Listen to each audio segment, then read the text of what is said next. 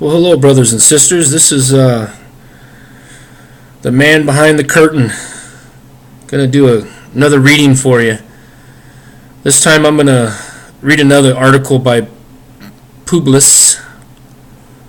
And the title of this one is The Convention of States Scam, the War Over the Constitution, and How the States Sold the reserved powers to the feds.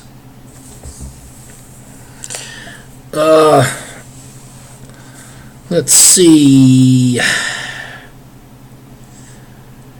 Our Constitution is a glorious document. This one-page chart depicts the structure of the federal government. We created, when we ratified our Constitution, and list the limited enumerated powers we delegated to the federal government over the country at large. So basically, when the feds were basically manufactured, created, put together, there was a list, a enumerated list that sprouted from the branch of the Liberty Tree, which would be from the Constitution to have these institutions and agencies created, and from the power delegated to them from actually through the 10th Amendment back to the branch of the government of the executive authority. But that's where it comes from. A lot of people don't know that. All oath takers is actually, each branch of the government takes the oath, but when it comes to police powers delegated, the police powers originate actually from the branch of government of the executive authority and all the way down to the state. It originated from the state before the federal was created. But however, we created, when we ratified our Constitution and list the limited enumerated powers we delegated to the federal government over the country at large.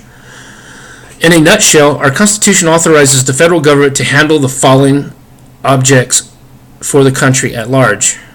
Okay, military defense, international commerce and relations, control, immigration, and naturalization of new citizens, domestically to create a uniform commercial system, weight and measurements, patents and copyrights, money based on gold and silver, bankruptcy laws, mail delivery, and some road building, and with some of the amendments secure certain civil rights. So basically, that's it. That's the listed enumerated powers, what they're actually authorized, but they seem to kind of overreach on quite a different other things. Let's see. Basically, that's it. It says, as stated in the 10th Amendment, all other powers are reserved by the states or the people. But for 100 years, almost everyone in our country has ignored our Constitution. That is, instead of restricting spending to the enumerated objects of its power, objects of its powers, the people, we send to the Congress spend money on what anybody wants, and so gave us a debt of 17 trillion. Instead of restricting lawmaking to the enumerated objects of its powers, the people we send to the Congress make laws on whatever they like. That's true. So they make a lot of unconstitutional laws. We send to Congress says the people we send to Congress make laws on whatever they like. The president we elected tramples all over the Constitution. Not currently, Trump doesn't, but the prior presidents have. Trump kind of occasionally does little things by executive order that maybe it's kind of questionable, but most of his executive orders he's been utilizing that power to reverse other executive orders from the other prior governments that was the enemies within of our nation. And due to the convenience, cowardice, and ignorance of the Congress, the Supreme Court, state governments, and the people is seizing totalitarian power. So it's like we're switching. It's like we've got too many people that are in power that are totalitarian power, or trying to convert us to totalitarian power, mob rule, a certain kind of democracy. Good example is democracy of the type that Germany was influenced by Hitler and his party. However, we are in terrible trouble, and it is the phony right wing which is seducing the American people into taking the final jump off the cliff. Michael Ferris, head of the Convention of States Project, begins his video with this spill. We all know that our government is a way off track. The depth is astronomical and is going to cripple not only our own freedom and our own economy, but our children and our grandchildren are going to be effectively slaves, paying for all the things that we are spending money on today. Yeah, the money that we spend today is the money they give away to those institutions, to different countries and agencies and corporations that are not even affiliated with the United States. They just kind of hide and claim to be American corporations, but they're actually the enemies within, says, from different countries. It's sad that Americans allow that, but they're ignorant, kind of dumb in a way, I guess, but they're awakening. So the part of this video is true, but the purpose of their spiles is to make you believe they are on your side. You must look behind the spiles and think carefully about what they are proposing as solutions. Much is at stake. This is the war over our Constitution and the country, and here are the two sides. Learn and enforce our existing Constitution. One side proposes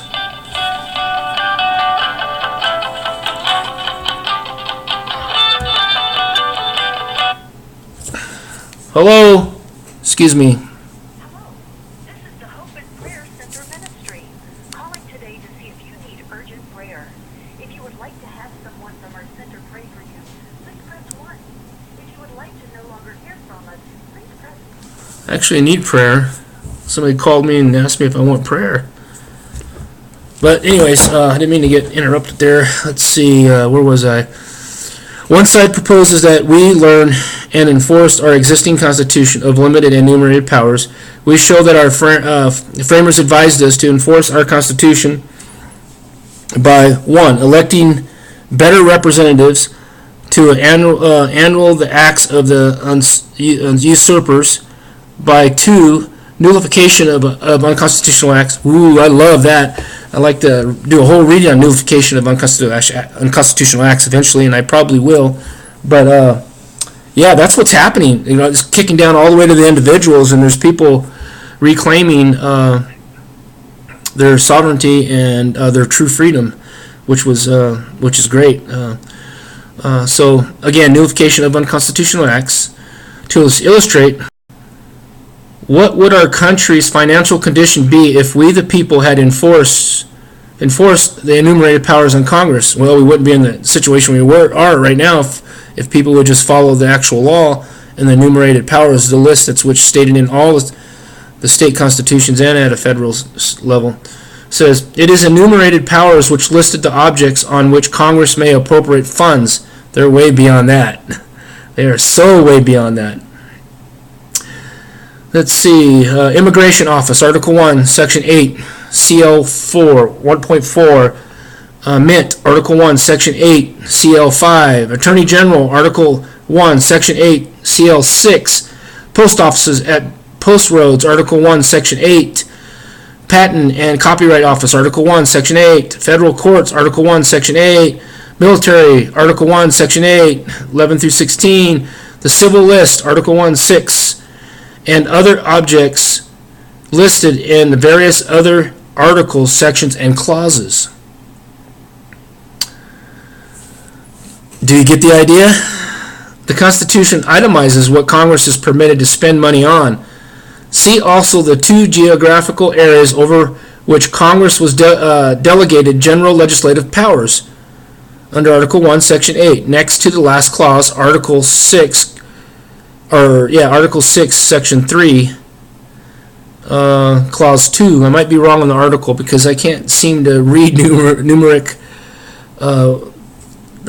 numbers. I just can't grasp it, even though I know case laws and I study this and that. I'm telling you. But under the Articles 1 through 7, you'll find that the general legislative powers, okay? So the reason we have a debt of $17 trillion is because everyone ignored the Constitution. So Congress spent money on objects outside the scope of its enumerated powers. Wow, that's the whole problem right there. Amend away our existing Constitution. But the Randy Barnett, Rob Natelson, Michael Ferris, Mark Levin Camp want a convention so they can gut our existing Constitution by amending out the limited enumerated powers with new amendments which grant general powers to the federal government, or they seek to rewrite the Constitution altogether. No, that wouldn't be wise to rewrite the Constitution or even amend anything. We just need to follow and obey it. We can renew it as long as we renew a Constitution that's in harmony with all the sister states and the Constitution that's currently. We can, as long as it's in harmony. Matter of fact, I'm actually going to do that for the state of Montana. I'm going to bring the state of Montana forward with additional few other states, following the footsteps of the forefathers from the colonies back then. Matter of fact, I got the papers that I'm going to be filing and getting a committee together. It says I'm going to petition and create a committee. So, petition of Montana Territory for the admission in the Union States as a Montana state. We, the men and women on the soil of Montana Territory, do hereby petition to admit to the Union States under the intent of the following: Number 1, Montana State Constitution. Number 2, Montana State Seal. Number 3, the Constitution for the United States of America. Not the United States of, just not the United States Corporation. There's a distinctive difference between the United States and the United States of America. And, of course, the Declaration of Independence of 1776. I'm going to be creating a committee and filing documents for my freedom and for the committees and for the people that join me. But anyways, that's a whole nother story. I just want to share that with you real quickly. I'll continue on here. It says by amending out the limited and enumerated powers with the new amendments which grant general powers to the federal government, or they seek to rewrite the Constitution altogether, which I don't recommend. Only make it better from the line of succession or the enabling clauses. Here are illustrations of how the limited and enumerated powers can be amended out of our Constitution. It has already been shown how the so-called balanced budget amendment would transform our Constitution from one of enumerated spending powers to one of the general spending powers, where spending would be limited only by the amount of revenue the federal government generates or a certain percentage of the GDP. But under the existing Constitution, the federal government's expenditures are limited by the constitutional grants of authority, the enumerated powers. The problem is everyone ignores the enumerated powers. Just like I said, they don't follow it. There's crooked men. Our leadership should be inspired by godly men, but it seems like there's not very many godly men, but there's a few, not too many. The problem is everyone ignores the enumerated powers. They never even bother to learn what they are. Here's another illustration. Michael Ferris, the grand master of the spiel, has managed to convince many parents that the only way to protect their parental rights is an amendment to the Constitution which delegates to the federal and the state government's constitutional powers over their children. That's crazy. And Mark Levin suggested amendments would put our Constitution, most increase the powers of the federal government by making constitutional what is now unconstitutional because it is not an enumerated power. Kind of leery on that one. The amendments pertaining to the overrides undermine the Constitution as the objective standard of what a lawful and what is not. And subtitle majority vote, therefore, these overrides would erase the Constitution and replace it with a majority of mob rule. I don't think so. I will definitely fight for that, against that. Anytime you renew anything in the Constitution, by law, it says it only can be positive, not negative. And when you talk about negative and positive, when it comes to the line of succession in the Constitution of the United States and the sister states, they're all in harmony. You cannot create another Constitution. They did in many years of each state of their own, but they were always positive and made better than what the last Constitution was. It never went negative. I hope you understand what I mean by that. So, let's see. Or is rewriting the Constitution their actual goal? No, it's not really their actual goal. Well, they want to rewrite it so they can control the masses even more than what they do. The Constitution, the way it is, protects the masses. The Bill of Rights 1 through 10 itself is the limitation, says, of the police authority and the delegated powers that's in conflict with the police policies. It kind of is an obstacle and sticks out like a sore thumb, which is the benefits you and I and the masses. So Ferris says in the video, sometimes what you need is not a change of personnel, you need a change of structure. I disagree with that. We need a change of personnel and vote people in that will obey the actual Constitution, or the Constitution updated to a positive, not a negative. It says the founders understood the importance of the structure. Of course they did. Intelligent. It was inspired by God, and to me it's just magical if you actually know it and read it. Does that give you the cold chills? Oh man, it gives me the red flag to where I want to grab my gun and hang on to it for sure. How does Ferris seek to change the structure? As far as I'm concerned, he's not, and hopefully, as far as you're concerned, he's not. Please, all of you, look at this one-page chart which depicts the structure of the federal government, and our framers gave us. What needs changing isn't enforcement. What we need, Jordan Saylor's communications director for Ferris conviction of the state's project, lets the cat out of the bag. On September 15, 2013, a discussion on my Facebook page was started about Mark Levin's clamoring for a convention of states. Well, that's kind of happening, but no matter what they do, it has to be in harmony. They can't go negative. Again, I've thrown that in there. On or before September 19th, Jordan Sealers posted a comment where he said, 3. I think the majority of the Americans are too lazy to elect honest politicians, but I think some men and women could be found who are morally and intellectually capable of rewriting the Constitution. On September 19th at 1:20 p.m., I responded, so this really is about rewriting the Constitution, isn't it? And could you name these individuals who are morally and intellectually capable of rewriting the Constitution? I'm sure it is. I'm sure they can, the enemies.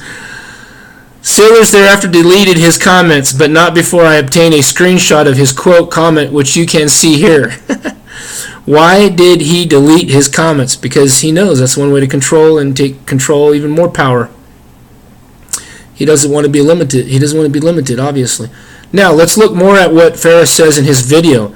The false statements and silly arguments of the proponents of a convention of states. 1. After his introduction about the 17 trillion debt, Ferris goes on to say, here's what he says. The states have the power under Article 5 to call a convention of the states for the purpose of proposing amendments to the Constitution. His statements is false. The truth is the states have no authority to call the convention. The power is delegated to the Congress. That's not true. It says, the states have to call a convention to make amendments, and that's impossible to get everybody on the same page. The Congress, whenever 2/3 of the both houses shall deem it necessary, shall propose amendments to the Constitution, or on the application of the legislators of 2/3 of the several states.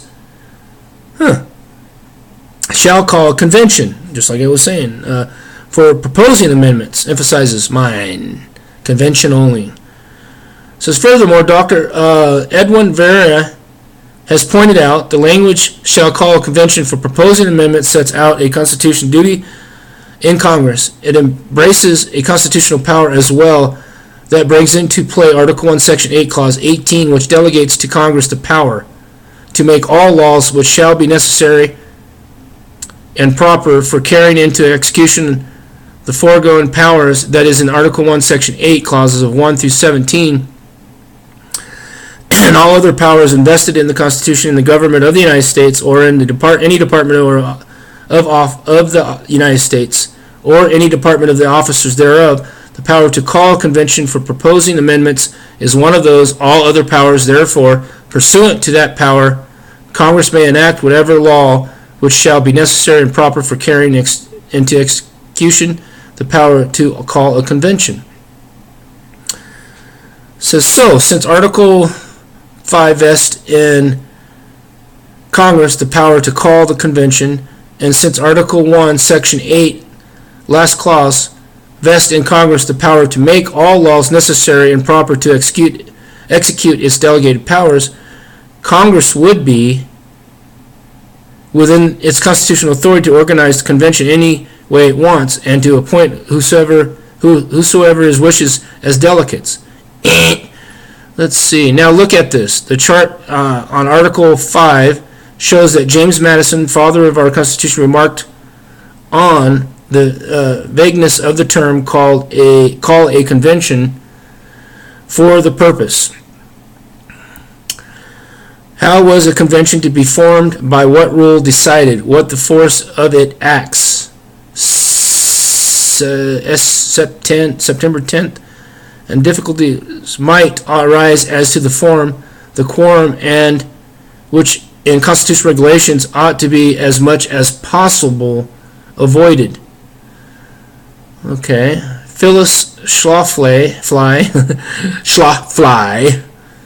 also raised 20 questions about a constitutional convention. It says Congress, pursuant to Article 5 or 6 and Article 1, Section 8, last clause, has the constitutional power to answer all these questions by means of a law. Folks, Ferris, Tilson, Levin, and Camp is not telling you the truth when they say the states decide these issues. Ferris then says in the video, in Article 5 or 6 of the Constitution, the Founding Fathers gave us a solution. They gave the power to the state to create a new set of rules when the federal government overstepped its boundaries. We can recalibrate the rules to take power away from Washington, D.C. and give it back to the people and the states. His statements are both false and silly. Here's the false part of what he said.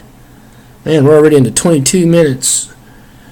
It was not the consensus at the Federal Convention of 1787 that the purpose of Article 5 or 6 was so states could make amendments to the Constitution in order to take power away from federal government, which had usurped power by violating the Constitution. Well, to make it simple, the Constitution's fine the way it is. They shouldn't even think about amending it. It's simple. Any conflicting laws at a state level or federal level that's in conflict is null and void, and there's case law that says it. Supreme law says it. Even so the individual can declare it. And actually, if individuals and masses and anybody that obeys an unconstitutional act is actually committing a crime. It's that simple. So as the chart shows what happens at the Federal Convention of 1787, redevelopment of Article 5. I want to say Article 5. It could be called Article 6, but I'm going to say Article 5. Two delegates, Randolph and Mason, who didn't sign the Constitution, supported the notion that amendments might be used if the national government should become oppressive, and they didn't want Congress to have any power over the amendment procedures. Their view was the minority view.